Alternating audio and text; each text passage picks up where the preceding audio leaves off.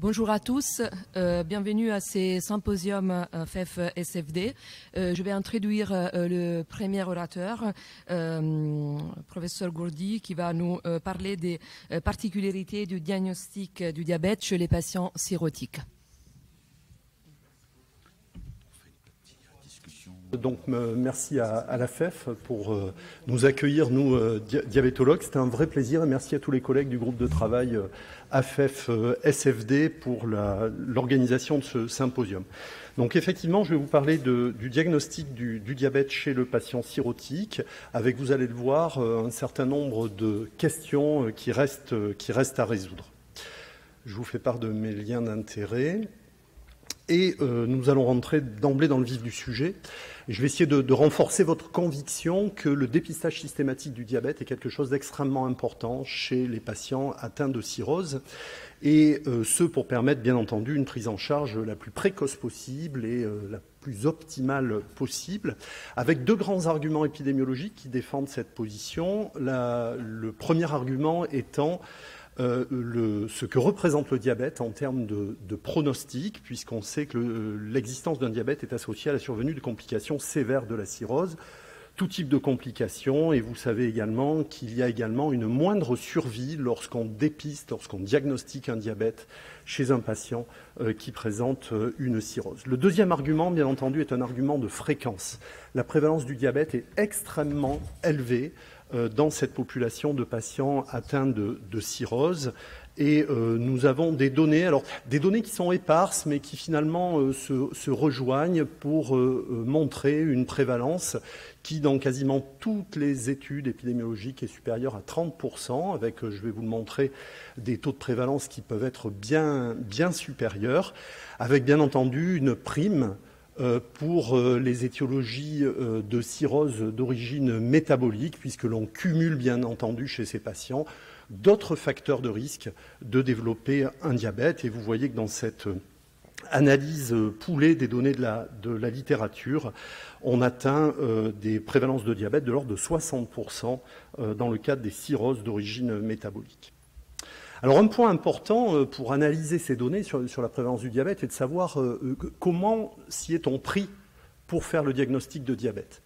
Alors vous avez ici une revue qui a été réalisée dans le cadre du travail effectué par le groupe conjoint AFEF-SFD avec différentes données, dont des données françaises rapportées par Jean-Michel, avec, vous le voyez, des taux de prévalence qui varient. On a parlé de 30%, mais ça peut monter jusqu'à 70%. Mais surtout, j'attire votre attention sur la méthode de diagnostic du diabète dans ces essais, qui ont pu être basés sur l'utilisation d'une simple glycémie à jeun, de la réalisation d'une hyperglycémie provoquée par voie orale, voire des deux méthodes, de la prise en compte, de l'utilisation de traitements, etc.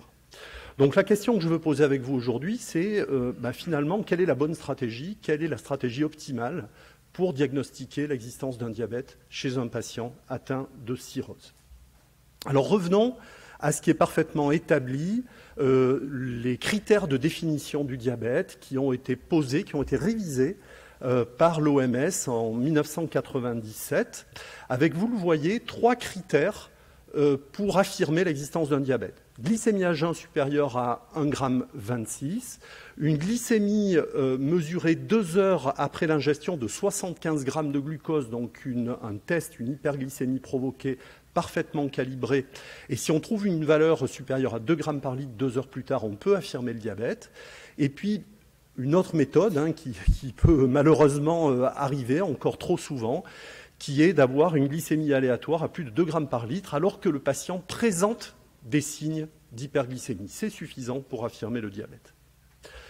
Plus récemment, et avec une meilleure standardisation des mesures de l'hémoglobine glyquée, l'Association américaine du diabète et les associations d'Amérique du Nord ont introduit également la possibilité d'utiliser l'hémoglobine glyquée, l'HbA1c, comme critère diagnostique du diabète, avec un seuil fixé à 6,5%.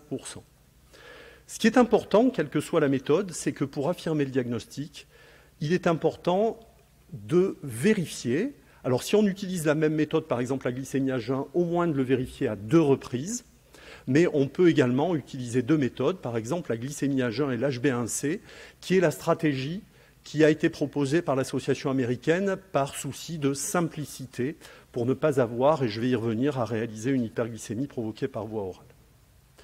Le deuxième point très important pour vous, et à mon avis qui est quelque chose qui échappe, qu'on ne connaît pas très bien en dehors du monde de la diabétologie, c'est de savoir comment ces seuils de définition du diabète ont été fixés.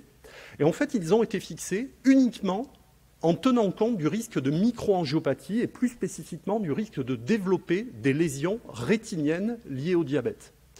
Donc vous voyez ici ces données épidémiologiques qui ont permis de fixer les seuils de 1,26 g, 2 g après HGPO, 6,5% d'HbA1c, qui sont en fait le moment où le risque de développer ou d'aggraver une rétinopathie augmente de manière significative.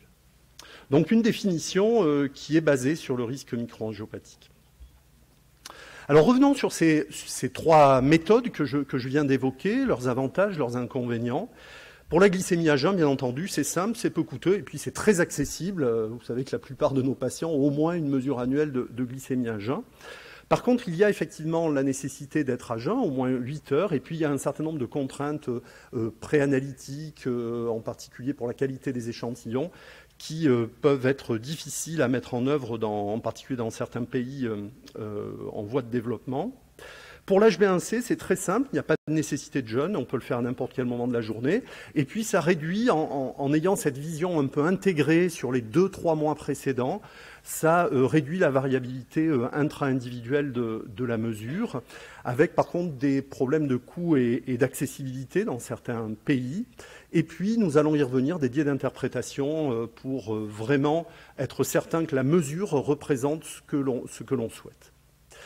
L'hyperglycémie provoquée par voie orale, 75 g de glucose, c'est encore le test de référence.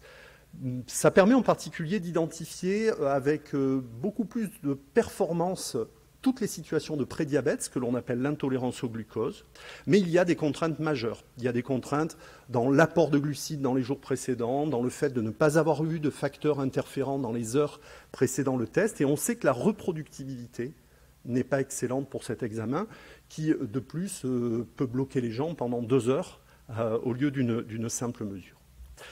Donc la question, c'est finalement, est-ce que la cirrhose apporte encore un certain nombre de contraintes, de questions supplémentaires? Alors effectivement, on peut se poser la question sur la glycémie à jeun, de savoir si le seuil est bien adapté chez le patient cirrhotique. Est-ce que certains paramètres liés à la cirrhose peuvent interférer de manière directe avec la mesure d'HbA1c? Et puis la GPO, comme je viens de vous le dire, c'est un examen qui est un petit peu plus contraignant. Finalement, est-ce qu'on peut arriver à cibler des patients qui vraiment nécessitent la réalisation de cet examen? Alors un mot sur la glycémie à jeun, juste pour vous rappeler, mon but n'est pas de refaire de la physiopathologie ici, mais que la cirrhose, dans sa progression, va avoir un impact sur le métabolisme du glucose, en particulier sur la capacité à libérer ou produire du glucose, les phénomènes de glycogénolyse ou de néoglucogénèse. Mais la cirrhose a également un impact sur les tissus périphériques en renforçant la résistance à l'action de l'insuline. Et ces deux aspects physiopathologiques peuvent avoir pour but de dissocier la glycémie à jeun de la glycémie après charge en glucose, avec une glycémie à jeun qui peut avoir tendance à être un petit peu abaissée, et une glycémie postprandiale ou après charge en glucose qui peut avoir tendance à être un petit peu plus haute chez ces patients. Et de fait, nous ne disposons malheureusement que d'études avec des faibles effectifs, mais vous voyez qu'au moins dans 2 essais ici, menés au Japon et au Mexique, chez des patients qui présentent une glycémie à jeun strictement normale, eh bien vous voyez que l'hyperglycémie provoquée par voie orale permet de dépister 20% de patients diabétiques. Donc finalement, une petite dissociation dans la performance de ces deux approches diagnostiques. Ceci a amené certains collègues, il y a quelques années, à se poser la question d'une vigilance, d'un réflexe peut-être un petit peu plus rapide vis-à-vis de la glycémie à jeun chez les patients qui présentent une cirrhose évoluée. On pourra en rediscuter si vous le souhaitez. Leur proposition était d'abaisser le seuil et au lieu de considérer 1,26 g, peut-être de plutôt considérer 1,07 g dans leur étude, 1,10 g, mais en tout cas d'être vigilant à partir de ce moment-là. Tableau complexe, mais ne vous affolez pas, on va le simplifier. Vous avez ici listé quasiment toutes les interférences avec le dosage d'HbA1c qui peuvent conduire à une valeur surestimée ou sous-estimée. Donc ça donne un petit peu le vertige quand on regarde ça, mais vous voyez que les maladies hépatiques, la maladie hépatique chronique est listée, en particulier vis-à-vis de ses conséquences lors de l'évolution, et en particulier la splénomégalie, tout ce qui va altérer en fait la durée de vie des érythrocytes, anémie ou modification de l'élimination des hématies, mais également les situations carentielles, les situations d'alcoolisme chronique sont susceptibles d'interférer avec ces valeurs. Alors, quelques études ont été menées chez des patients présentant une cirrhose, ici une cirrhose compensée. Alors, vous voyez qu'on est vraiment sur des très faibles effectifs, mais la conclusion, c'est qu'en fait, des anomalies de l'érythropoïèse sont rencontrées à peu près chez un patient sur deux, avec pour conséquence, chez 40% d'entre eux, une valeur d'HbA1c qui est inférieure à celle que l'on attend dans une population non diabétique sans cirrhose associée.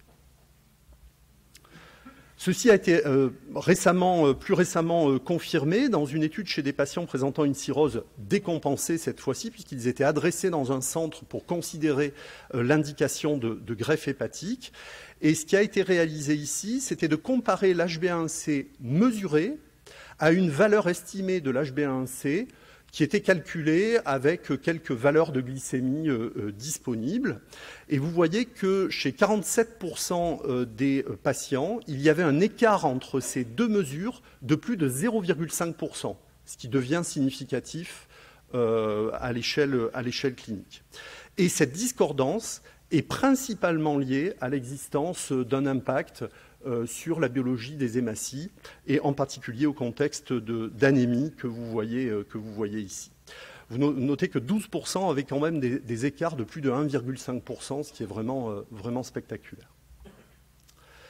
Pour terminer avec ces problèmes de discordance, une comparaison entre l'HbA1c et les critères glycémiques, ici poolés, on prend en compte la glycémie à jeun et la glycémie à 2 heures post-HGPO, 21 patients cirrhotiques qui n'avaient pas de diabète connu, on s'était assuré qu'ils n'avaient pas d'hyperglycémie majeure, d'étiologies diverses, avec, vous le voyez, une distribution dans les scores de sévérité de la cirrhose. Et dans cette approche, le diagnostic de diabète avec les deux approches a pu être posé dans 19% des cas, de prédiabète dans 48% des cas. Mais en termes de performance, vous voyez que l'HGPO et l'HbA1c faisaient jeu égal pour le diagnostic de diabète, mais que par contre, pour le prédiabète, l'hyperglycémie provoquée par voie orale avait de bien meilleurs résultats. Donc ceci m'amène à la discussion que nous avons eue au sein du groupe AFEF-SFD sur la conduite à tenir vis-à-vis du diagnostic du diabète. Et vous avez ici les trois grands principes. Lorsque les patients présentent une cirrhose mais ont une fonction hépatique préservée, nous pouvons maintenir les stratégies habituelles qui s'appuient sur les tests les plus simples, la mesure de la glycémie à jeun et de l'HbA1c. Par contre, dès qu'il existe une altération de la fonction hépatique et ou une anémie, eh bien là, on peut abandonner l'utilisation de l'HbA1c et dans ce cadre-là, la réalisation d'une hyperglycémie provoquée par voie orale est recommandée en plus de la glycémie à jeun pour être certain de ne pas passer à côté de certains patients diabétiques. Alors je vais terminer rapidement en essayant de me projeter vers l'avenir, puisque la HGPO, je vous ai dit, je suis en train de vous dire de réaliser des HGPO, mais ce n'est pas si simple à mettre en œuvre. Donc une question que nous nous posons en diabétologie, la surveillance de la glycémie a été totalement révolutionnée par l'arrivée des capteurs de glucose. Et la question, c'est de savoir si ces techniques de mesure continue du glucose peuvent être proposées comme une alternative à la réalisation d'une HGPO pour avoir une vision intégrée du statut glycémique de nos patients. Alors première étape, la validation chez les patients cirrhotiques de ces techniques. Je ne rentre pas dans le détail, mais ça a été fait au moins avec deux approches. La technique avec lecture en temps réel et la technique de type flash, où on est obligé de scanner le capteur. Je ne rentre pas dans le détail, mais la fiabilité semble maintenue chez les patients qui présentent une cirrhose. Et effectivement, cette étude récente a confirmé que cette technique de mesure continue du glucose pourrait permettre une vision plus précise de l'équilibre glycémique moyen et donc être une aide au diagnostic. Et vous voyez ici que la corrélation entre la glycémie moyenne et l'HbA1c estimé par la mesure continue est très satisfaisante chez les patients qui n'ont pas de cirrhose, mais qui présentent une hépatite chronique, mais qu'elle est en partie altérée chez les patients qui présentent une cirrhose, disqualifiant finalement la performance de l'HbA1c. Cette étude a également permis de montrer que cette discordance était totalement liée à la sévérité de la cirrhose. Donc on retombe sur nos pattes avec les complications et l'impact en particulier sur la biologie des hématies. Donc au final, probablement une stratégie prometteuse, qui en tout cas pourrait arriver dans la pratique clinique. Il reste cependant plusieurs points à régler. Comment sélectionne-t-on ces patients? Est-ce qu'il faut auparavant passer par une mesure de glycémie, d'HbA1c ou autre? Quelle est la durée optimale de l'enregistrement? Et puis surtout, quels sont les critères diagnostiques? Est-ce qu'on utilise du temps passé au-dessus d'un certain seuil? Quel est le seuil pertinent avec cette méthode? Et toutes ces questions, le groupe de travail essaie de s'en emparer pour mettre en place une étude clinique dédiée pour essayer d'avancer sur nos possibilités d'utilisation de cette technique. Donc je conclurai en 3 points. Le premier, en revenant sur l'importance du diagnostic de diabète en termes de pronostic, même si on manque de données sur le bénéfice des interventions que l'on peut apporter derrière sur la glycémie. La stratégie diagnostique usuelle qui peut être prise en défaut en cas d'insuffisance hépatique ou d'anémie avec l'alternative HGPO, et puis les perspectives ouvertes par ces nouveaux dispositifs de mesure continue du glucose avec un besoin urgent d'études spécifiques, en particulier pour définir les seuils, en se posant la question aussi de savoir si un seuil basé sur la rétinopathie est vraiment pertinent chez des patients qui présentent une cirrhose. Merci beaucoup pour votre attention.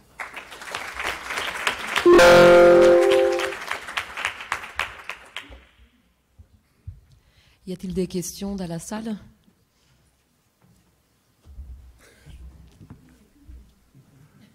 Moi, je vais poser la première question. Pierre, est-ce que la fructosamine que les diabétologues utilisent comme parfois substitut à l'hémoglobine glyquée pourrait être quelque chose d'intéressant à utiliser chez les patients cirrhotiques quand tu ne peux pas utiliser l'hémoglobine glyquée? Alors, la fructosamine ou l'albumine glyquée ont aussi été étudiées avec probablement une meilleure corrélation que l'HbA1c, mais qui peut aussi être affectée par l'insuffisance hépatique. Quoi qu'il en soit, la fructosamine peut peut-être être un support pour le suivi de l'équilibre du diabète. Par contre, on n'a vraiment aucune idée de critères de fructosamine pour le diagnostic, qui était la question posée aujourd'hui.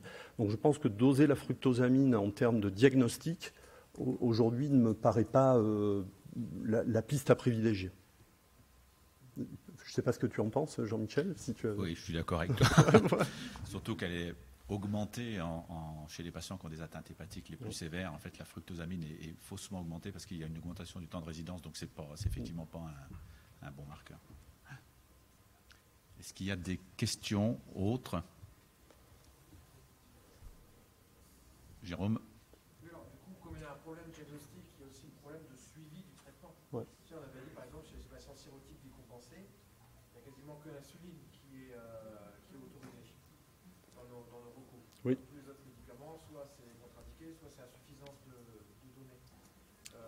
Donc ça voudrait dire qu'avec ces nouveaux outils, ils auraient carrément toute leur place, parce qu'on a des patients fragiles, on manipule de l'insuline qui n'est pas facile sur ces malades-là. C'est quoi ton avis?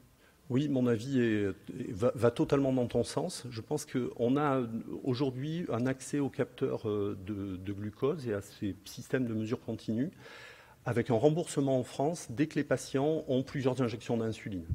Donc ça ne marche pas pour une seule injection d'insuline basale, mais dès qu'on a de l'insuline au moment des repas, et en fait, on est en train d'utiliser de manière très généralisée les capteurs, et d'avoir d'ailleurs dans nos réflexes de surveillance un changement qui est en train de se produire, qui fait qu'on n'utilise plus uniquement l'HbA1c, mais on utilise les paramètres issus de ces données, et en particulier un paramètre qu'on appelle le temps dans la cible, où on essaie finalement de surveiller les patients, non plus sur une mesure tous les 3 mois, mais au fil de l'eau, en essayant de les maintenir dans une cible qui est classiquement entre 0,7 et 1,80 grammes par litre. Le but étant d'avoir un impact sur l'équilibre glycémique moyen, mais également sur la variabilité de la glycémie, qui peut poser problème, et qui d'ailleurs peut poser problème chez les patients avec cirrhose insulinée, compte tenu des risques dont on discute souvent, d'hypoglycémie, en particulier nocturne.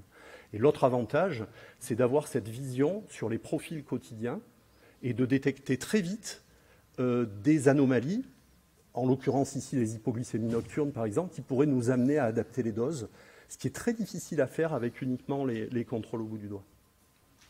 Je rajoute. Oui, question là. Est-ce qu'on doit faire du dépistage systématiquement chez tous les patients diabétiques, vu les chiffres? Oui, alors moi, ma position, c'est qu'un dépistage annuel est justifié. On est dans une population qui est à haut risque. Donc, dans les populations à haut risque, on répète le dépistage, même s'il est négatif, de façon annuelle.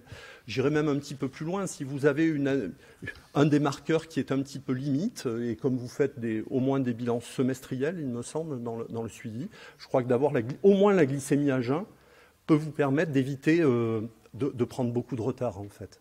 Donc, dépistage annuel sûr, avec peut-être une des méthodes qui sera retenue dans le futur, et une vigilance chez les sujets les plus sévères. Pas d'autres questions? Moi, j'avais une question sur les marqueurs indirects d'insulinorésistance, comme l'homme-index, par exemple. Est-ce que vous l'utilisez dans votre pratique clinique?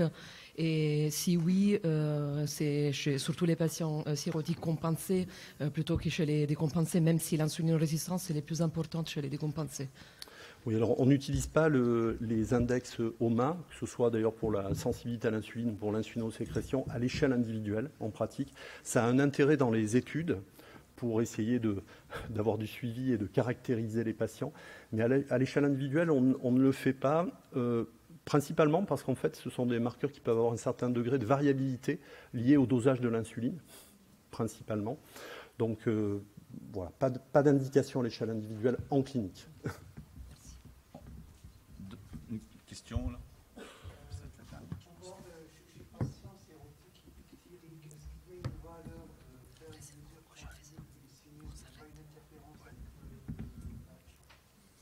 Alors, pour l'instant, dans les études, mais c'est toujours le problème, quand on s'intéresse à la prise en charge du diabète, que ce soit pour la mesure continue du glucose ou pour les traitements, les données chez les patients cirrhotiques sont toujours dans des populations extrêmement faibles, de quelques dizaines d'individus, mais il n'a pas été noté d'interférence majeure avec ces technologies, donc on est plutôt rassuré. C'est la même chose d'ailleurs chez les patients dialysés, où on utilise largement maintenant ces techniques.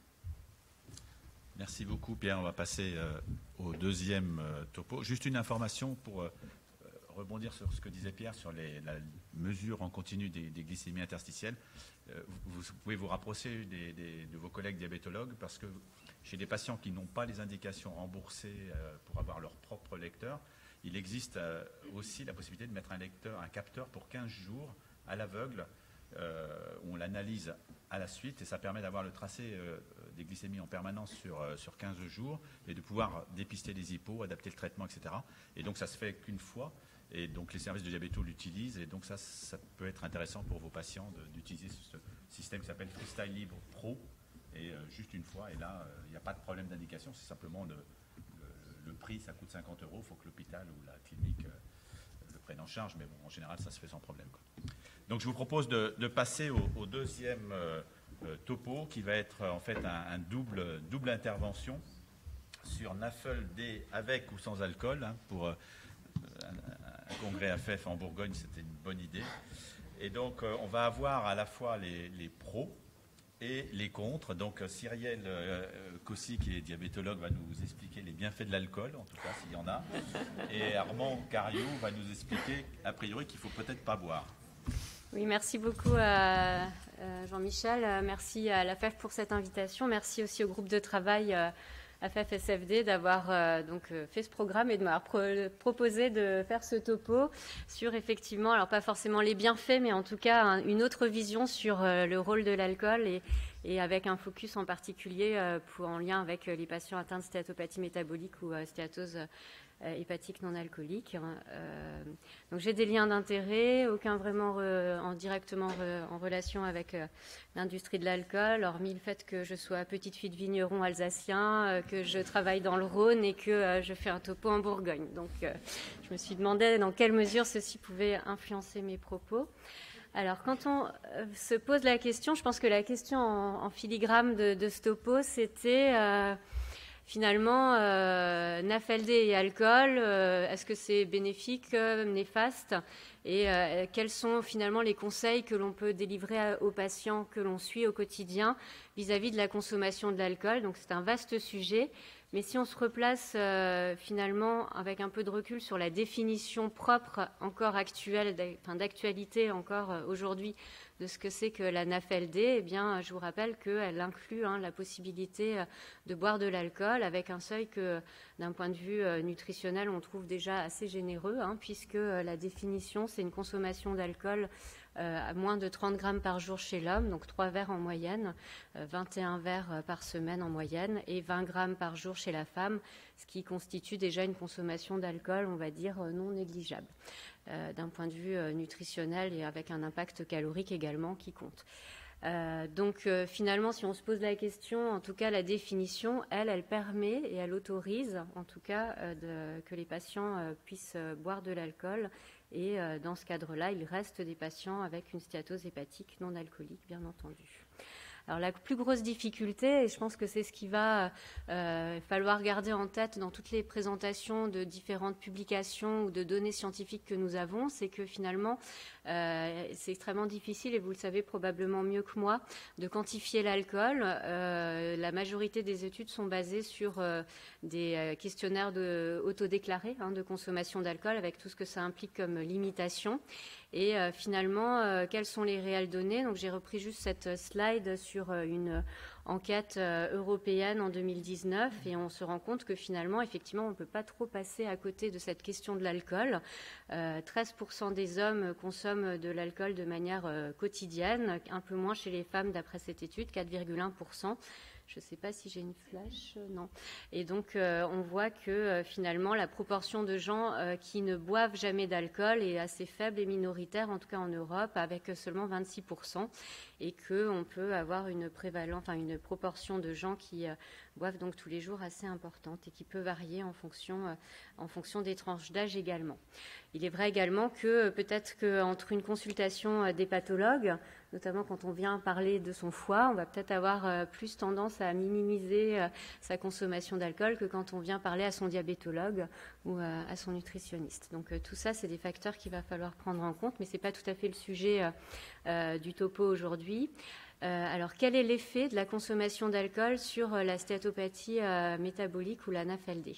Donc, ici, je vous montre une slide qui m'a été gentiment prêtée par Sarah Zalberchagui, qui nous montre en fait l'ensemble des études qui ont essayé de répondre à cette question, avec la limitation que ces études sont pour la majorité des études transversales, donc peu d'études prospectives, avec finalement des données un petit peu contradictoires. Certaines études nous montrent plutôt donc tout ce qui est envers une réduction du risque de stéatose, de NASH, mais d'autres, et même de fibrose, mais d'autres vont nous plutôt indiquer un surrisque de progression, notamment en ce qui concerne la fibrose, voire le carcinome hépatocellulaire. Et donc, quand on s'intéresse plus spécifiquement aux études qui, elles, sont uniquement soit cas contrôle rétrospective ou des études prospectives qui ont évalué la progression de la NAFLD, toujours chez des patients donc, qui rentrent dans la définition de la NAFLD, mais avec une consommation d'alcool modeste, estimée à moins de 2 verres par jour d'alcool, comparé aux patients qui ne boivent pas, donc les abstinents. Eh bien là, on se rend compte, et je pense que Armand en parlera un peu plus sur la défense du contre l'alcool. Effectivement, on ne peut pas nier un effet probablement délétère de la consommation d'alcool, en tout cas en ce qui concerne la progression de la fibrose et la progression vers les événements hépatiques, y compris l'augmentation du risque de cancer. Néanmoins, quand on regarde un petit peu l'évolution naturelle de la NAFLD, cette slide, vous la connaissez tous, je pense, très bien. Elle fait écho à beaucoup d'autres études longitudinales sur l'évolution naturelle de la NAFLD et de sa morbimortalité. On voit bien que dès la présence de stéatose par rapport à une population générale, la mortalité augmente et elle s'aggrave de manière quasiment exponentielle avec les différents stades de gravité de la maladie, NASH, fibrose et cirrhose. Et donc dans cet état d'esprit-là, on pourrait se dire effectivement que si la consommation d'alcool aggrave ou favorise la progression vers la fibrose et la cirrhose, eh bien on aurait tendance à préconiser une abstention totale d'alcool. Néanmoins, je vous rappelle également que quand on regarde la morbimortalité des patients atteints de NAFLD, finalement, la première cause de mortalité chez ces patients, elle est cardiovasculaire. Et je vous montre ici une étude, mais beaucoup d'autres études ont eu tendance à démontrer cet impact-là. Donc, si on change un petit peu de point de vue et qu'on change de point de vue centré sur le foie, mais qu'on essaye un petit peu de prendre du recul sur le patient en général et de son risque global de morbimortalité, en intégrant ce facteur cardiovasculaire, et bien là, je vous rappelle que, et ça m'a permis aussi moi de redécouvrir des vieilles études, puisque ça a été des études qui ont été en plein boom dans les années 2000, c'est qu'on a beaucoup parlé de l'effet protecteur cardiovasculaire de l'alcool, notamment lorsqu'il est consommé de manière modeste. Donc beaucoup d'études. Là, pour pouvoir simplifier le propos dans un temps assez court, je vous propose de vous présenter une méta-analyse qui reprend les études. Vous verrez à la fois des études prospectives et des études cas contrôle qui ont qui ont évalué l'impact de la consommation d'alcool. Et ce qui est intéressant dans cette méta-analyse, c'est qu'on s'est intéressé donc d'une part à la consommation de bière versus les patients qui ne consomment pas de bière. Et vous voyez qu'elles vont toutes dans le bon sens. L'image est un peu faible, mais vous voyez bien que la tendance, elle est vers un effet protecteur avec une diminution du risque relatif d'environ 22% de manière significative.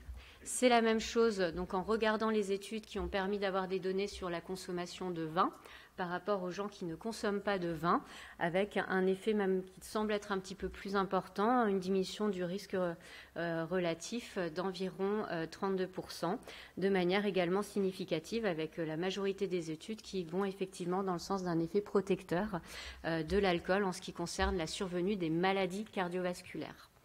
Ce qui est intéressant également, donc ici je vous montre une étude qui a été publiée dans le New England, c'est quand on regarde un petit peu les profils de consommation d'alcool. Donc c'est une très grosse étude qui a concerné plus de 38 000 hommes travailleurs dans le milieu de santé aux États-Unis.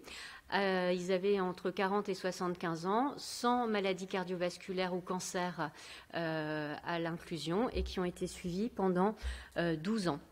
Ce que l'on voit, c'est qu'on a regardé, les patients avaient des questionnaires, toujours auto-rapportés de leur consommation d'alcool, et ils sont stratifiés en fonction de la consommation d'alcool, soit très modérée, moins d'1 verre par semaine, entre 1 à 2 verres par semaine, 3 à 4 verres par semaine, et jusqu'à 5 à 7 verres par semaine d'alcool.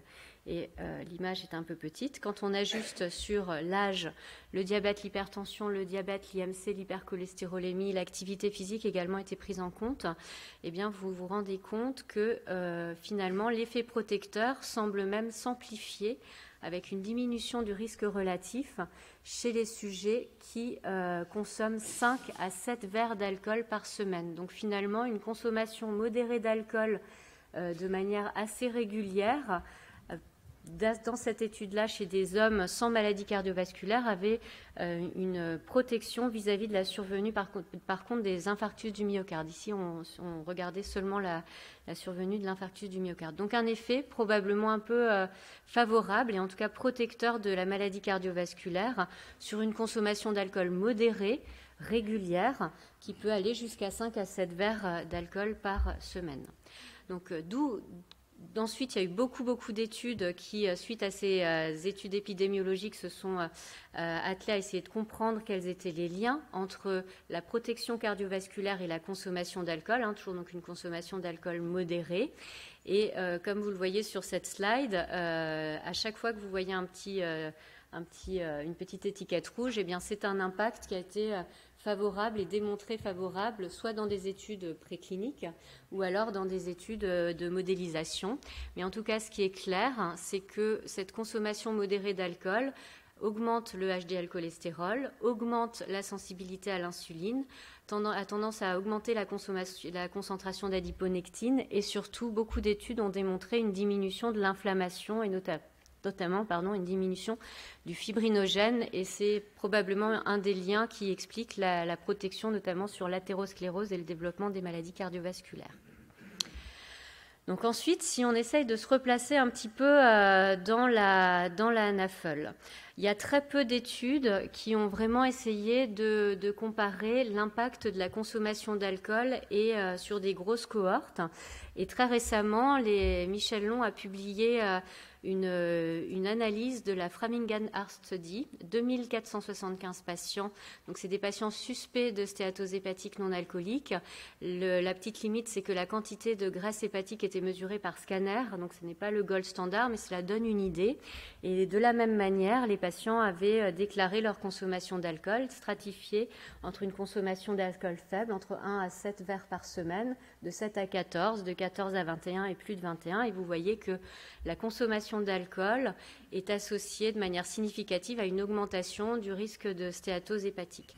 Ce qui est intéressant dans cette étude également, et c'est la seule que j'ai trouvée qui s'intéresse aux différents types d'alcool consommés, eh bien, les consommateurs de bière versus les non-consommateurs de bière avaient un surrisque de développer une stéatose hépatique qui restait significatif, avec en plus un effet plus fort chez ce qu'on appelle les bingers, donc lorsqu'on consomme de manière toujours modérée, mais en une seule journée, c'est-à-dire ils étaient définis comme ceux qui consommaient plus de 4 verres de bière en un jour, versus ceux qui consommaient de manière régulière, avec là également un surrisque de stéatose hépatique plus important, alors que les sujets qui consommaient du vin n'avaient pas cette association, ne retrouvaient pas cette association significative avec un odds ratio qui n'était pas retrouvé ni dans la consommation régulière ni pour le binge. Donc c'est une première étude. Je pense qu'on a besoin clairement de données complémentaires. C'est difficile d'appréhender les différents profils de consommation et d'aller plus en détail vers les différents types d'alcool consommé. Souvent, c'est mélangé. Il n'y a pas un profil de buveur exclusif de bière et de buveur exclusif de vin. Donc, ça rend les choses difficiles. Mais je trouve quand même une étude assez intéressante. Et donc, la question que je me suis posée pour aller plus loin dans la réflexion, c'est que finalement, l'alcool peut aggraver la maladie hépatique, mais qu'en est-il de la mortalité? Puisque finalement, c'est ça qui va être le plus pertinent de manière ultime. Et donc, il y a 2 études qui ont été publiées sur des registres de population générale américains. Donc, c'est les registres de la National Health Nutrition Examination Survey. 3. Donc cette première étude, elle concerne 4264 individus qui ont été inclus dans la période 1988 à 1994 avec 20 ans de suivi. On incluait les patients tout venant qui avaient une stéatose hépatique diagnostiquée par ultrason et on regarde leur devenir. Et finalement, par rapport à ceux qui ont une consommation minimale, modérée ou substantielle d'alcool. On reste sur une absence d'effet en termes d'impact et de risque de mortalité. Et il n'y a que dans le groupe de patients qui ont une consommation excessive d'alcool, qui était définie comme une consommation à plus de 21 verres d'alcool par semaine, qui avait une augmentation significative du taux de mortalité dans cette cohorte. La même type d'étude, mais attention, là j'attire votre attention sur le fait que c'est toujours des patients du même registre, mais qui ont été sélectionnés différemment. On est toujours sur environ 4568 participants, diagnostiqués avec une NAFLD sur le critère d'un index biologique et clinique, l'Hepatic Steatosis Index, qui inclut l'IMC, le diabète et les marqueurs sériques. Et là, les patients ont été inclus un peu plus tardivement, de 1988 jusqu'à 2010. On a exclu les consommateurs d'alcool exclusifs, donc on était vraiment sur une population plutôt NAFLD. Et là, ce que l'on voit, alors j'ai un pointeur. Ici, vous avez en rouge la courbe des consommateurs d'alcool à moins d'un demi-verre par jour. Et ce que l'on voit, c'est que finalement, ceux qui consomment un peu plus, entre 1,5 à 1,4 verres d'alcool par jour, ont une courbe de survie meilleure que ceux qui ne consomment pas, avec un hazard ratio à 0,59, et que ceux qui boivent plus d'1,5 verre par jour ont, eux, une courbe de survie moins bonne, avec un hazard ratio qui est significativement augmenté par rapport à la courbe des patients qui boivent très peu d'alcool. Donc finalement, cette association, on la retrouve, ce terme un petit peu protecteur, en tout cas sur cette courbe de survie, une consommation modérée, très modérée d'alcool, comparée à ceux qui ne boivent pas du tout, est associée à une survie meilleure des patients. Donc pour finir, je ne sais pas si je dépasse un peu le temps, qu'en est-il finalement des effets bénéfiques? Et là, je voulais juste vous faire un petit focus sur le régime méditerranéen. Vous le savez, c'est un régime qui est préconisé pour l'amélioration non seulement de la stéatose, de la NASH, de la fibrose. Et quand on regarde un petit peu qu'est-ce que c'est que ce régime méditerranéen, n'oubliez pas que le vin est autorisé. Le vin est autorisé en consommation modérée, en respectant les croyances sociales de chacun. Et on le sait, dans ce régime méditerranéen, un des effets bénéfiques peut passer par la consommation plus importante de polyphénols, qui sont notamment retrouvés dans les grappes de raisin rouge et notamment dans le vin rouge, en particulier le resveratrol, qui a été beaucoup étudié pour ses propriétés antioxydantes et qui se trouve effectivement en quantité plus ou moins importante dans les vins qui contiennent du tanin. Et je voulais vous montrer une étude qui a été particulièrement bien faite, publiée dans Cell Métabolisme en 2011, qui a étudié l'impact métabolique d'une substitution en resveratrol. Donc c'est un faible effectif, c'est 11 sujets atteints d'obésité, randomisés en double aveugle en crossover, qui recevaient une substitution de resveratrol à 150 mg par jour versus placebo pendant 30 jours, puis crossover. 150 mg par jour, c'est un petit peu... C'est une dose importante, c'est plus que ce que contient les 3 verres de vin ou le verre de vin quotidien, puisqu'on est à peu près normalement sur 100 mg par jour dans un verre de vin riche en resveratrol. En tout cas, cette étude, elle nous montre plusieurs effets bénéfiques métaboliques, une amélioration du HOMA-IR chez les sujets sous resveratrol versus placebo, une diminution significative des triglycérides, une diminution significative des alates. Et dans cette population-là, lorsqu'on regarde la quantité de graisse hépatique par IRM spectroscopie, on observe une diminution significative de la quantité de graisse hépatique chez les patients traités par resveratrol versus placebo. Il y a eu d'autres études de faible effectif, probablement avec un niveau de preuve plus faible, qui ont testé les effets des polyoxydants et du resveratrol dans la NAFLD ou la NASH et qui n'ont pas montré d'effets bénéfiques. Donc il y a probablement quand même des choses encore à éclaircir de ce côté-là. Mais en tout cas, pour finir dans les temps, ma conclusion, c'est plutôt NAFLD, oui, avec alcool, en tout cas chez les sujets sans cirrhose, chez les sujets avec fibrose avancée.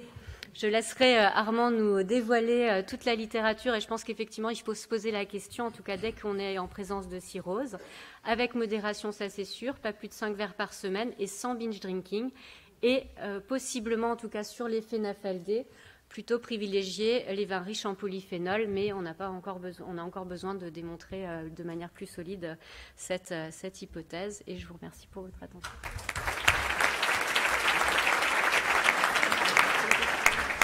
Merci beaucoup, Cyrielle. On va regrouper les questions après le topo d'Armand, qui va donc nous parler sur le contre. Et je vous rappelle quand même qu'on est dans la salle Moret-Saint-Denis. Et donc, on poursuit notre topo sur l'alcool.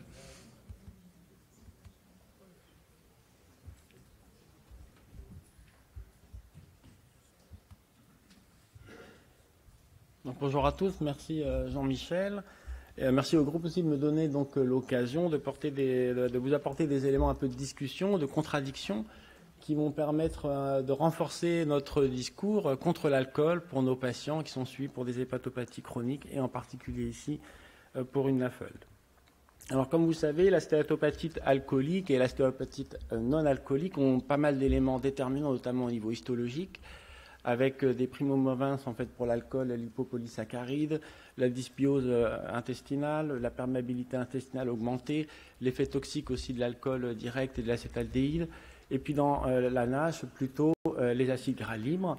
L'ensemble de ces éléments donne ensuite un stress oxydatif au niveau intrahépatique, une activation des voies de l'apoptose cellulaire, mais aussi un syndrome inflammatoire local avec des cellules spécifiques, et puis également recrutement des macrophages, des cellules étoilées, développement de la fibrose hépatique. Donc on a un peu du mal à croire que l'alcool puisse être bénéfique dans la situation du foie, puisque ça concourt à peu près sur les mêmes voies d'action.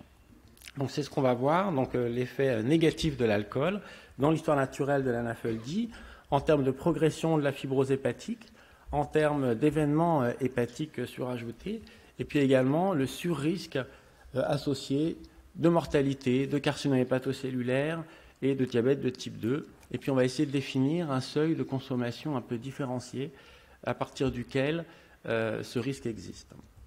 Alors première étude sur la fibrose, c'est une étude originale de suivi longitudinal de 137 patients NAFLD, une étude suédoise, chez lesquels on avait évalué la consommation d'alcool, d'une part la consommation hebdomadaire, par des questionnaires répétés, puis également la consommation épisodique importante qui était évaluée à plus de 60 grammes chez l'homme et 38 grammes chez la femme en une occasion.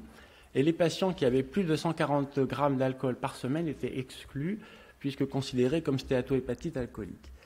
Donc l'originalité, c'est que c'est une étude avec 2 biopsies hépatiques, une biopsie à l'inclusion et une biopsie à environ 14 ans de suivi, et 71 patients ont eu cette biopsie. Ce que l'on voit, c'est qu'au départ, on avait 35 stéatoses, on avait 36 NASH, dont une cirrhose, et au terme du suivi, 24 stéatoses, plus de NASH, 47, dont 7 cirrhotiques. Il est important de voir aussi que la consommation d'alcool n'était pas significativement différente à l'inclusion et au terme du suivi. Alors en termes de fibrose hépatique, en progression, d'abord progression significative, c'est-à-dire d'au moins de plus de 2 points de fibrose au terme du suivi. On voit que l'alcool, il y a une tendance, en tout cas à la consommation hebdomadaire, à être associée avec une progression rapide. Mais ce qui est significatif, c'est les alcoolisations aiguës répétées au moins une par mois, avec 8 alcoolisations aiguës dans le groupe qui fibrose vite, par rapport à 6 dans le groupe qui fibrose peu.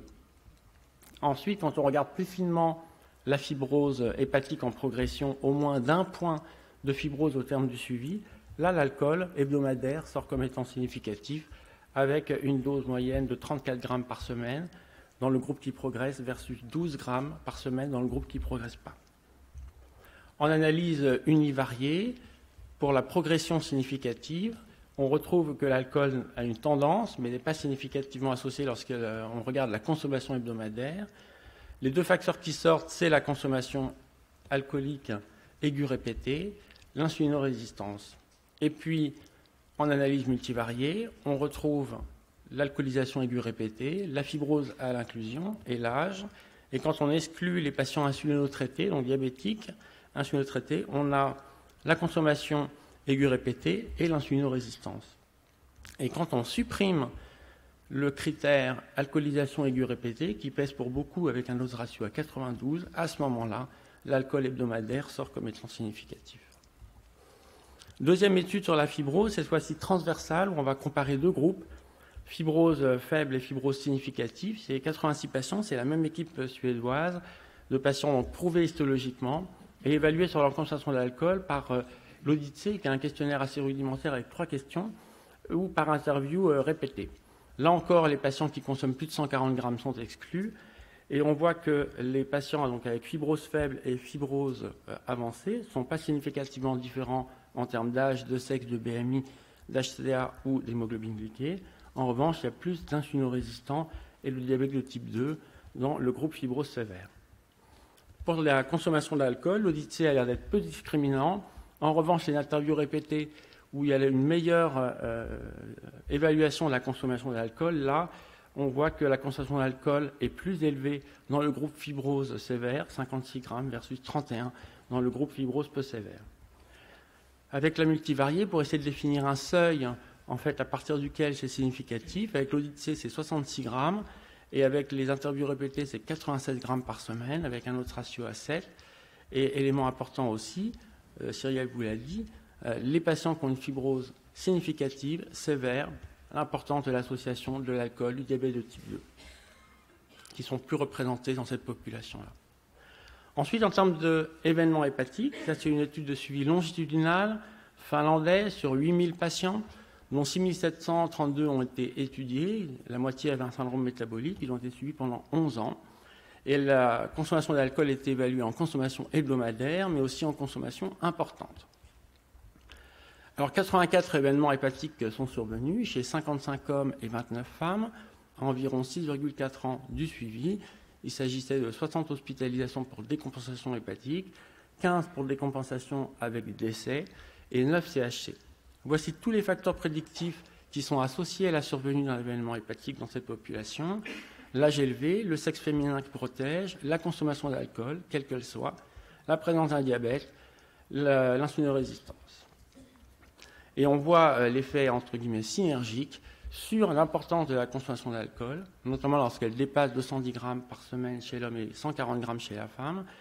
Eh bien, elle est plus néfaste en termes d'effet hépatique lorsqu'elle est associée au BMI, quel que soit le BMI, au tour de taille, quel que soit le tour de taille, et surtout, là, les deux courbes hazard ratio se séparent lorsqu'il y a un diabète associé.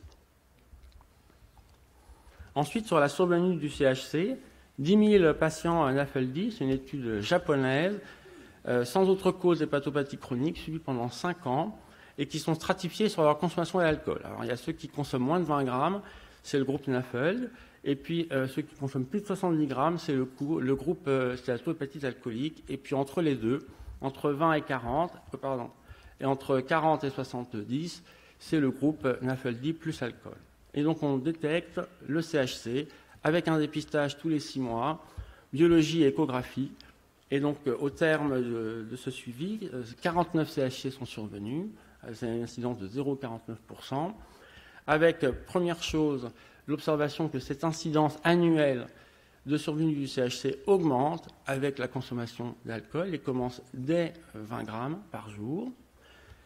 Deuxième chose, là, je vous montre la courbe d'incidence cumulée de survenue du carcinome hépatocellulaire dans cette population.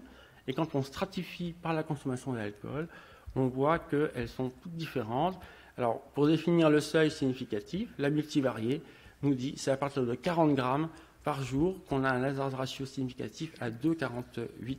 Les autres facteurs indépendants étant l'âge, la présence d'un diabète, une thrombopénie, une hypoalbuminémie et des azates augmentés. Ensuite, par rapport au diabète de type 2, là, c'est une population chinoise de 6600 patients non diabétiques, d'âge moyen 43 ans, qui sont doublement stratifiés. Est-ce qu'ils ont une NAFLD, pas de NAFLD? Est-ce qu'ils ont une consommation d'alcool, pas de consommation d'alcool? Et la consommation d'alcool qui est demandée, elle est légère. C'est inférieur à 70 grammes par semaine, c'est-à-dire moins de 10 grammes par jour, et modérée, 70 à 210 grammes par semaine. Et donc on détecte la survenue d'un diabète de type 2 par la glycémie à jeun et l'hémoglobine glyquée, faite tous les ans pendant 9 ans.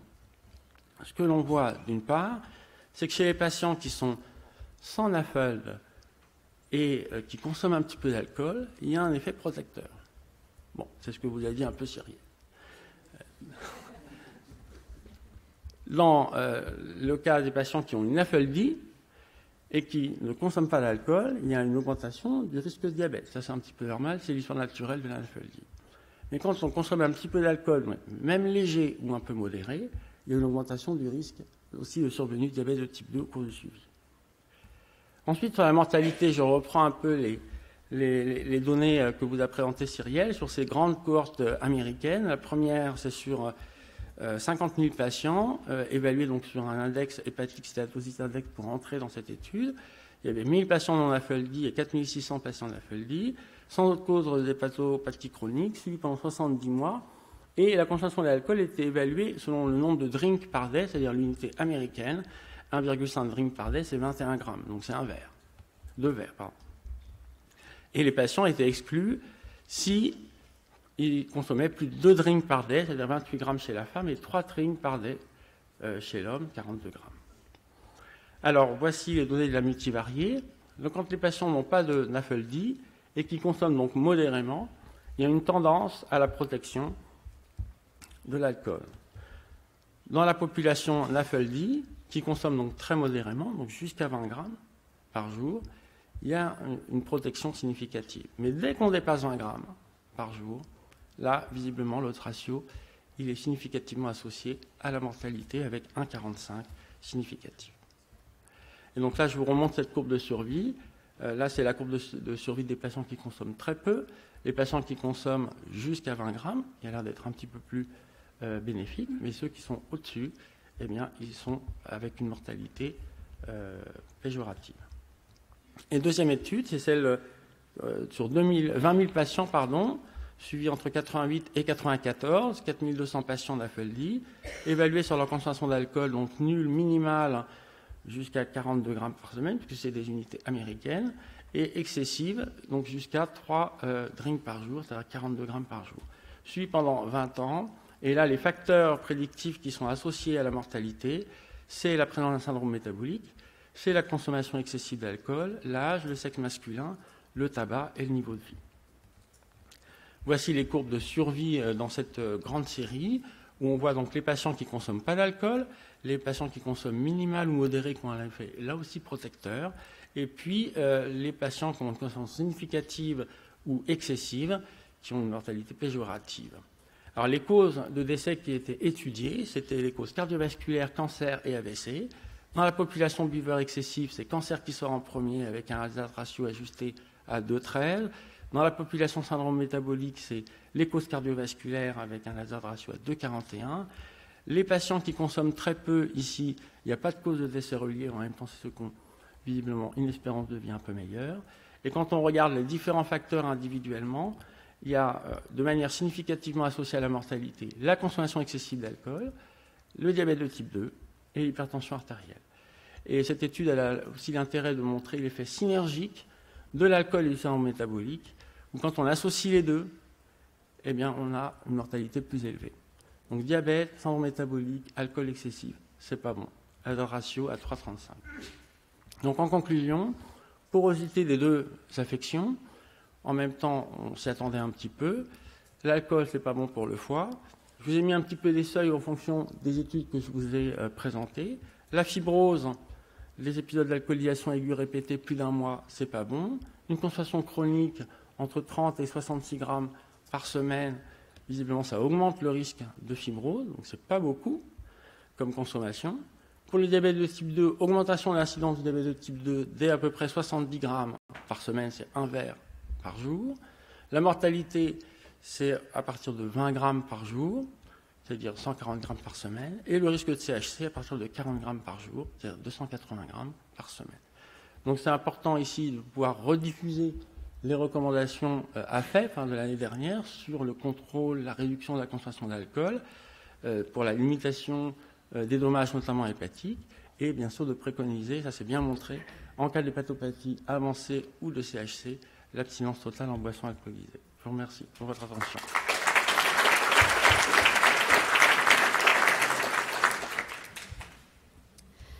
Merci à nos deux orateurs. Ils nous ont convaincus dans un sens ou l'autre.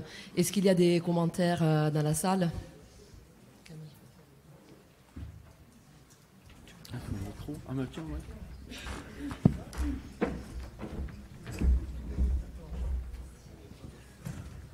Bonjour, bravo à tous les deux. Camille Barrault est pathologue addictologue. Alors c'est très courageux, Cyrielle, de vous être engagée dans cette voie, parce que vous saviez dès le début que ce n'était pas possible de nous convaincre. À part Jean-Marie qui est très très convaincu par le fait qu'il faut boire un verre de vin tous les jours pour ne pas avoir d'infarctus du myocarde. Bravo à tous les deux. Je vais pas revenir sur le foie. Alors, c'est un congrès d'hépato. On est hépato-centré. La mortalité liée à l'alcool en France par cirrhose, c'est 16%. Les deux premières causes de mortalité, c'est le cancer, 40%, et maladie cardiovasculaire, 25%. J'ai 3 points, c'est juste des commentaires, il n'y a pas de questions. Les études qui ont été faites en début des années 2000 et dans les années 90 sur les bienfaits du vin, en particulier et de l'alcool, dans les maladies cardiovasculaires, c'est des études qui ont fait suite à une étude qui a été initialement commandée par des lobbies viticoles. Et c'est celles-ci qui ont été publiées. Ensuite, il y a beaucoup de discussions autour de ces études, et en particulier de la fameuse courbe Angie. Alors, je ne parle pas du foie, mais je parle de tous les patients. Puisqu'en fait, si vous éliminez, il y a un gros biais dans ces études avec la courbe Angie, si vous éliminez les patients qui sont abstinents secondaires, ce qui n'est pas fait dans cette étude. C'est-à-dire que les gens qui boivent moins d'un verre d'alcool, c'est des gens qui boivent un verre ou moins, c'est un verre ou 0. Et parmi les 0, il y a des abstinents secondaires. Les abstinents secondaires, c'est les gens qui sont malades, soit parce qu'ils sont malades de l'alcool, soit parce qu'ils ont une autre maladie. Une fois qu'on a éliminé ces patients, une disparition complète du bénéfice de boire un verre ou plus d'alcool par jour. Ensuite, je pense que la modération, en tout, évidemment, le bobo parisien dont je fais partie, qui mange des graines, qui mange des truites bio des Pyrénées avec des oméga 3 et un verre de vin le soir, effectivement, on a un risque assez modéré, mais je pense qu'il y a un biais aussi de ce côté-là.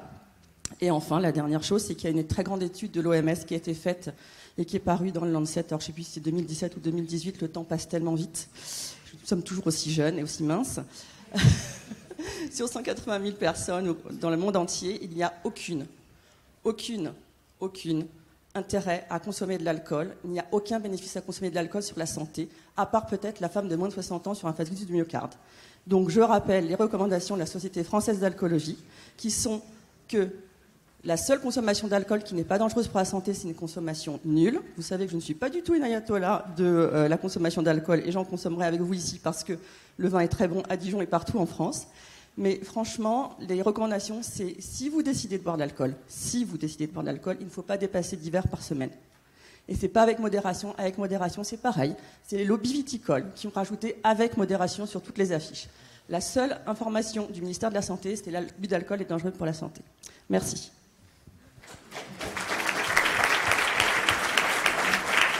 Et ce n'est absolument pas une attaque personnelle. Je vous trouve extrêmement courageuse d'avoir choisi cette voie et bravo à tous les deux. Camille, comme j'ai stratifié un petit peu le risque avec la consommation d'alcool, la fibrose, ça apparaît des 10 grammes par jour, donc des 1 verre par jour. Donc on est même en dessous du 10 grammes, du 10 verres par semaine. Après, si je peux juste essayer d'avoir un avis plus pragmatique, donc du coup, comment on fait? Parce que si l'idée c'est 0 alcool, en réalité, je pense que c'est très difficile et je ne sais pas combien dans la salle sont à 0 alcool. Donc, mais moi, je ne suis pas à 0 alcool et je ne dis pas qu'il faut boire 0 alcool. En fait, notre discours en tant que professionnel de santé, qui n'est pas notre personnalité. Il y a peut-être des alcoolodépendants dans la salle et ils peuvent venir me voir en consultation. J'adore les alcoolodépendants. Je fais ça toute la journée. Non, sincèrement, je pense sincèrement que nous, en tant que professionnels de santé, on doit donner cette information. On dit la seule consommation d'alcool bonne pour la santé, c'est 0. Et si vous décidez, c'est pour ça que la SFA et les experts de la MILDECA, etc., en 2017, ont donné des recos. Je te file le micro dans 2 secondes, Charlotte. C'est qu'on sait qu'au niveau culturel, il y a une consommation de vin et d'alcool, et l'idée n'est pas de retourner à la prohibition. On sait que ça ne marche pas bien du tout. Bien au contraire. Donc, simplement, dans nos recommandations, si on décide de boire de l'alcool, c'est pas plus de 10 verres par semaine. C'est simple, à mon avis, c'est simplement ce qu'on peut donner comme recommandation nationale. Avec un conseil, je pense fort, c'est le binge. Enfin, c'est vraiment les comportements. L'idée, c'est vraiment, et c'est ce que je voulais vous remontrer avec ces données un petit peu cardiovasculaires. On peut débattre longtemps sur les lobbies de l'alcool qui ont probablement un peu contribué à pousser le message. En relisant bien la littérature, il y a quand même eu beaucoup d'études aussi faites pour essayer vraiment d'avoir des grosses données épidémiologiques, mais peu importe. Et l'idée, vraiment, ce qui en ressort de ces études, c'est le binge. Je crois que vraiment, il n'y a pas que la quantité, il y a le comportement.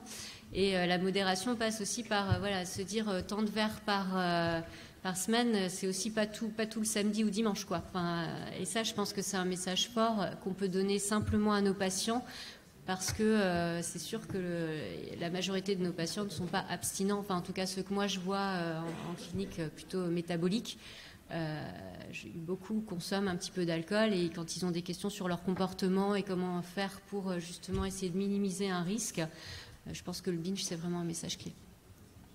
On le voyait aussi par rapport à la fibrose, hein, le facteur significatif, c'était plus d'un épisode de binge par mois. Ouais, je voulais juste rebondir, je suis d'accord évidemment avec ce qu'a dit Camille. J'ai intérêt, mais en plus je le pense. Non, mais comme tu dis, qu'est-ce qu'on dit aux patients ? En fait, notre travail à nous, c'est de les informer. Après, vivre, c'est une maladie dangereuse aussi, donc, mais il faut que les patients ils soient capables de prendre leurs décisions eux-mêmes. Et effectivement, quand ils posent la question, c'est vrai que ces données qui sont vieilles, ils nous les ressortent en permanence. Hein, mais quand on me pose la question du tabac, je dis non, ils continuent à fumer pour autant, mais on leur dit à chaque fois qu'il ne faut pas qu'ils consomment de tabac. Pour l'alcool, ça va être pareil. Et alors, je faudra que je retourne moi à ces études, mais est-ce que pour dire un petit peu, pour revenir un peu à ce qu'a dit Camille aussi, sur le groupe qui a une consommation très minime de très bons vins, certainement, et qui en tire un bénéfice, est-ce que c'est vraiment bien ajusté sur le mode de vie, précisément ce qu'il mange, les facteurs socio-économiques, parce qu'on sait aussi que quand il y a un patient qui a un niveau socio-économique inférieur pour la même quantité d'alcool, il est plus exposé à des complications. Donc, c'est sûr que c'est des messages qui ont arrangé tout le monde, hein, même nous les premiers. Hein. Moi, ça me rassure qu'on me dise que peut-être la consommation d'alcool, elle est sans risque, même si je suis peut-être au-dessus, mais oui, je sais. Mais au moins, je sais pourquoi je sais que je prends des risques. Voilà. Et c'est ça que les patients doivent savoir. Et tu sais les choix que tu fais. Mais donc, non, la réponse, c'est que c'est jamais contrôlé sur tous les facteurs, et qu'évidemment, là, on parle de l'alcool, c'est comme dans toutes les études de nutrition, en fait. Donc, du coup, on ne peut pas vraiment tirer de conclusion. Ceux qui boivent de la bière, l'alimentation n'est pas forcément la même autour que la personne qui va boire son Bordeaux. Enfin voilà, et donc du coup, effectivement, on ne peut pas ajuster sur tout. Et il y a plein de facteurs confondants, évidemment. On a vraiment une dernière question rapide et une réponse brève, puisqu'on est à 5 minutes après déjà. La remarque, c'est que ces études, elles vont vers l'avenir, pas vers le passé. Autrement dit, on a des gens qui ont consommé ou n'ont pas consommé, puis on regarde ce qu'ils deviennent. On n'a pas le fait de diminuer sa consommation d'alcool. Est-ce que ça a un impact? Cette étude d'intervention-là, elle existe dans la littérature? Non, il y a même critères à non, il n'y a pas trop d'études où on suit après des patients justement pour voir s'il y a une diminution du risque. Et dans l'étude, justement, même s'il y avait 12 ans d'intervalle entre les biopsies, la consommation d'alcool était la même à la fin et au début. Il n'y a pas vraiment d'études interventionnelles. On leur dit maintenant vous arrêtez de boire et puis on évalue. On l'a pour le tabac, mais on ne l'a pas pour l'alcool. Alexandre, oui, dernière question. Justement, un très bref commentaire pour le sens de ce que disait Dominique. Le problème de beaucoup d'études, c'est que finalement, on regarde en grammes par jour, on ne regarde pas du tout depuis combien d'années de façon à consommer. On n'a pas les paquets années de l'alcool, qui est un vrai problème. On interroge le patient sur ce qu'il boit et pas sur ce qu'il a consommé il y a 10 ans, il y a 15 ans, c'est ce qu'évoquait Camille. Inversement, et Camille, tu parlais de la prohibition, je pense qu'il faut quand même qu'on fasse attention dans le discours, parce que Cyrielle, j'ai beaucoup aimé ton topo, parce qu'il y a quand même des données qui montrent cet effet protecteur qu'on ne mesure pas bien, qui n'est pas bien ajusté, c'est ce que disait Charlotte. On est tous d'accord là-dessus. Inversement, il y a des patients qu'on voit qui ont un problème d'alcool, qui ont eu un problème d'alcool, et là probablement qu'il faut être assez drastique sur le niveau de recommandation qu'on fait. Et il y a des patients que tu vois, toi, Cyrielle, qui n'ont jamais eu de problème d'alcool, qui probablement n'en auront jamais, c'est tout ce qu'on peut leur souhaiter. Et je ne pense pas que dans cette population-là, si on a un propos qui est trop humoriste en disant c'est 0-0, je pense qu'on s'approche un peu de la prohibition, ça paraît contre-productif. Alors je ne suis pas en train de dire qu'il faut boire de l'alcool, non, c'est vraiment pas moi qui ai dit ça, mais le côté 0-0, ça ne va pas dans le sens de beaucoup d'éléments de motivation de prise en charge des patients. Donc je crois qu'il faut être vigilant sur la population à laquelle on s'adresse. Et Dieu merci, il y a quand même une proportion importante de patients en France qui ne consomment pas de manière excessive, qui ne consommeront jamais de manière excessive. C'est la moitié de la population en France. Non, mais je connais les chiffres. Une fois, je pense qu'il ne faut pas... Oui, mais on n'est pas de sortie, c'est pas